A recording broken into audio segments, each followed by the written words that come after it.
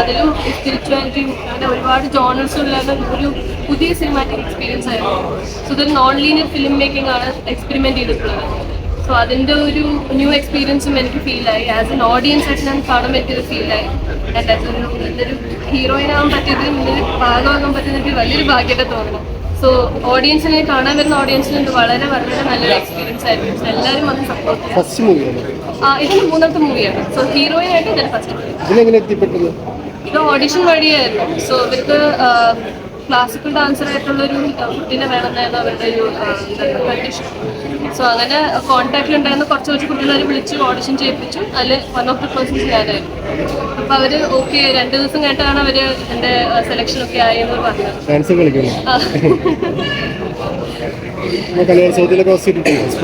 ബാംഗ്ലൂരിലത്തെ കലോത്സവം അതിലൊക്കെ കിട്ടിയിട്ടുണ്ട്. നമ്മുടെ കേരള സമാജം എന്നുള്ളൊരു കലോത്സവമായിരുന്നു. അപ്പോൾ അതിൽ 3 പ്രാവശ്യം ഞാൻ കലാതിലൊക്കെ ആയിരുന്നു.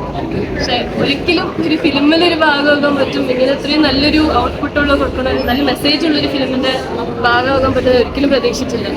സിനിമയിലെ സജീവമായിട്ട് അതെല്ലാം ഓഡിയൻസിന്റെ കയ്യിലാണ്. അപ്പൊ അവർക്ക് സപ്പോർട്ട് ചെയ്താലേ എനിക്കും വളരാൻ പറ്റുള്ളൂ. സോ ഇനിയും ഓഡിയൻസ് ഈ ഫിലിം വന്ന് കാണാം.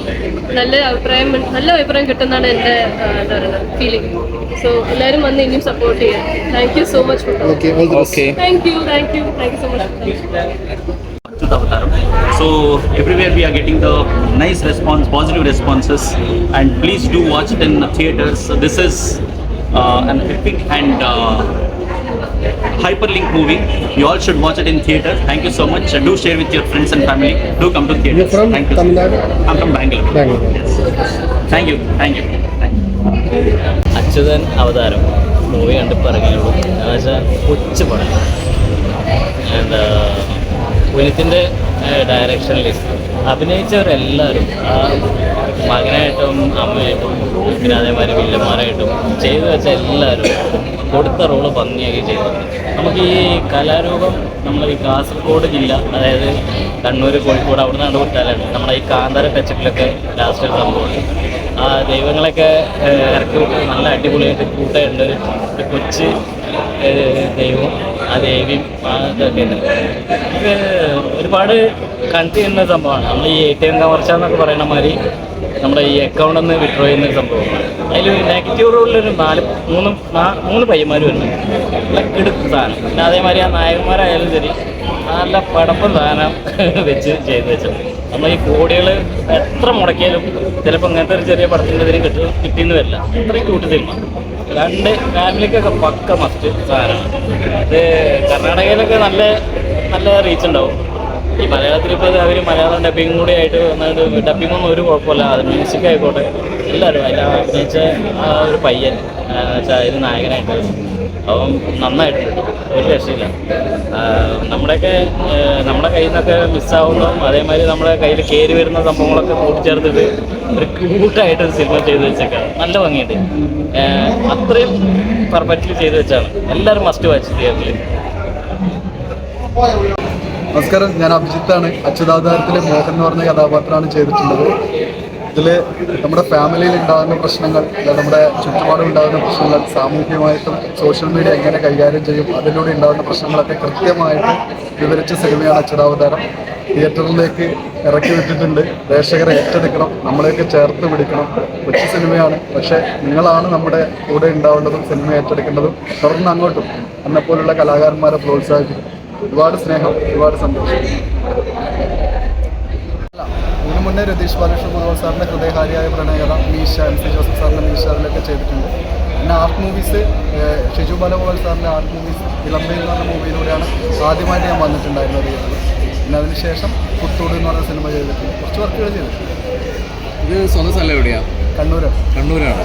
അപ്പം തെയ്യം എന്ന് പറയുന്ന ഒരു കോൺസെപ്റ്റിലേക്ക് കൂടുതൽ ഇറങ്ങിച്ചെല്ലാനായിട്ട് സാധിക്കും. എന്ത് തോന്നുന്നു ഇത് ഒരു വിഷ്വലൈസിങ് ഇങ്ങനെ വന്നു കഴിഞ്ഞപ്പോഴത്തേക്ക്? പ്രത്യേകിച്ച് പുനിത്ത് എന്ന് പറയുന്നിട്ടുള്ളൊരു ഡയറക്ഷൻ എന്ന് പറയുന്നത് കർണാടകയിൽ നിന്നിട്ടാണ്. അപ്പോൾ നമ്മുടെ കേരളത്തിൻ്റെ തെയ്യവും മറ്റുള്ള കാര്യങ്ങളൊക്കെ ചേർത്ത് പിടിക്കുമ്പോൾ തീർച്ചയായിട്ടും നമുക്ക് ഒരുപാട് സന്തോഷമുണ്ട്. കാരണം കേരളത്തിൻ്റെ, പ്രത്യേകിച്ച് മലബാറിൻ്റെ തനത് കലാരൂപമായ തെയ്യത്തിനെയൊക്കെ വിഷ്വലൈസ് ചെയ്ത് സമൂഹ മാധ്യമങ്ങളിലൂടെ, സോഷ്യൽ മാധ്യമങ്ങളിലൂടെ ലോകമെമ്പാടും അറിയിക്കാൻ ഇത്തരം സിനിമകൾക്കൊക്കെ കഴിയുന്നത് ഒരുപാട് സന്തോഷമുണ്ട്. കാരണം തെയ്യത്തിനെ ഒരിക്കലും ഒരു നെഗറ്റീവായിട്ടല്ല ഈ അച്യുതാവതാര സിനിമയിലൂടെ സൂചിപ്പിച്ചിട്ടുള്ളത്, കാണിച്ചിട്ടുള്ളത് പ്രേക്ഷകരുടെ മുമ്പിലേക്ക്. കാരണം തെയ്യം എന്ന കലാരൂപത്തിൻ്റെ വ്യത്യസ്തമായ തനിമയും ആ ഒരു വിശുദ്ധിയും ഒക്കെ സിനിമയിൽ കൃത്യമായി പ്രതിപാദിച്ചിട്ടുണ്ട്. പുനിത്ത് എന്ന ഡയറക്ടറുടെ ആദ്യത്തെ സിനിമയാണ് ഡയറക്ഷനിലും കഥയിലും അല്ലേ? എന്ത് തോന്നുന്നു ആ ഒരു ഒരുപാട് സന്തോഷം. കാരണം ഒരു പുതുമുഖ സംവിധായകൻ അല്ലെങ്കിൽ ഒരു പുതിയ സംവിധായകനാണ് എന്ന തരത്തിൽ തോന്നിപ്പിക്കാത്ത തരത്തിൽ അത്രയും ഗംഭീരമായി ഈ സിനിമ ചെയ്തിട്ടുണ്ട് എന്നാണ് എൻ്റെ വിശ്വാസം. പ്രേക്ഷകരാണ് വിലയിരുത്തുന്നത്. വലിയൊരു സിനിമയുടെ ഭാഗമായിട്ടും നടൻ എന്നുള്ള നിലയിൽ ഇത്രയും എളിമ കീപ്പ് ചെയ്യാനായിട്ട് സാധിക്കുന്നത് എങ്ങനെയാണ്, എന്തുകൊണ്ടാണ്? നടനായാലും ഇതായാലും നമ്മളാണല്ലോ, എന്നും നമ്മളിങ്ങനെ ഉണ്ടാവണമെന്നാണ് ആഗ്രഹം. കാരണം പ്രേക്ഷകർ നമ്മളെ കൂടെ ഉണ്ടാവണം, ചേർത്ത് പിടിക്കണം. ഒരു എളിമ കൊണ്ട് പറയുന്നതല്ല, നമ്മളിങ്ങനെയാണ്. ഇതിലെ മോഹൻ എന്ന് പറഞ്ഞ കഥാപാത്രത്തെ പോലെ തന്നെയാണ് ചില സമയങ്ങൾ. ഈ സിനിമ ലൊക്കേഷനൊക്കെ വരുന്നത് ഏറ്റവും കൂടുതൽ മംഗലാപുരം സൈഡ്, കാസർഗോഡ്. തെയ്യത്തിൻ്റെ സീനൊക്കെ എല്ലാം ഒക്കെ മംഗലാപുരം കാസർഗോഡ് സൈഡിലാണ് ചെയ്തത്. ഇതിൽ ആ തെയ്യത്തിൻ്റെ വേഷമിട്ടൊരു കൊച്ചുകുട്ടിയാണ്, അത് എടുത്തു പറയേണ്ട ഒന്ന് തന്നെയാണ്. അത് ശരിക്കും കോഴിക്കോടാണോ അതോ കണ്ണൂരുള്ള കുട്ടി തന്നെയാണോ, എങ്ങനെയാണത്? കാസർഗോഡുള്ള കുട്ടി തന്നെയാണ്. ഏതെങ്കിലും മുമ്പേ സിനിമയിൽ അഭിനയിച്ചിട്ടുള്ള ആൾ ഒന്നുമല്ല, ഫസ്റ്റ് ടൈം തന്നെയാണ്. ആ കുട്ടി എങ്ങനെയാണ് ഈ ഒരു സിനിമയിലേക്ക് കടന്നു വരുന്നതെന്ന് പറയാം? അതുപോലെ കാസ്റ്റിങ്ങിലൂടെയാണ് വന്നിരിക്കുന്നത്. അപ്പോൾ എന്തായാലും സിനിമ നല്ലതാവട്ടെ, ഒരുപാട് വിജയിക്കട്ടെ. സ്നേഹം. പ്രേക്ഷകരോട് പറയാനുള്ളത് സിനിമ ഏറ്റെടുക്കണം, നമ്മളെ ചേർത്ത് പിടിക്കണം. പുതിയ കലാകാരന്മാരാണ്, നമ്മളെപ്പോലുള്ളവരെ നിങ്ങൾ ചേർത്ത് പിടിച്ചെങ്കിൽ മാത്രമേ മുന്നോട്ട് പോകാൻ വേണ്ടി പറ്റുള്ളൂ. ഒരുപാട് സ്നേഹം, സന്തോഷം. സിനിമ തിയേറ്ററിൽ തന്നെ പോയി കാണണം. കാരണം പുതിയ സിനിമയായതുകൊണ്ടും കുഞ്ഞു സിനിമയായതുകൊണ്ടും ഒരുപക്ഷെ തിയേറ്ററിൽ നിന്ന് പെട്ടെന്ന് ഔട്ടാവാം. പക്ഷെ അതിന് മുന്നേ തന്നെ നിങ്ങളെല്ലാവരും പോയി തിയേറ്ററിൽ നിന്ന് പടം കാണണം എന്നാണ് പറയാറ്. Thank you.